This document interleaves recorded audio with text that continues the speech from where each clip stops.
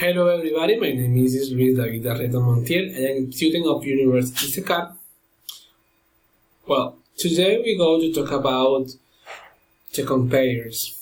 I am going to the compares with the cathedral before and after. Well, okay guys.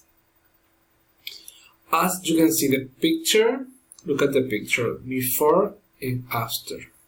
Well,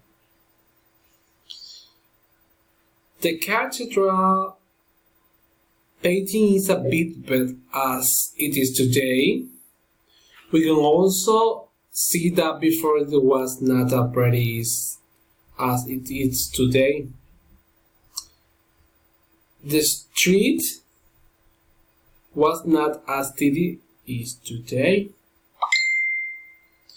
The trees were not as organized as they are today. They look better organized. The space of the place were not as tidy as they are today. The space of all place is the better art today.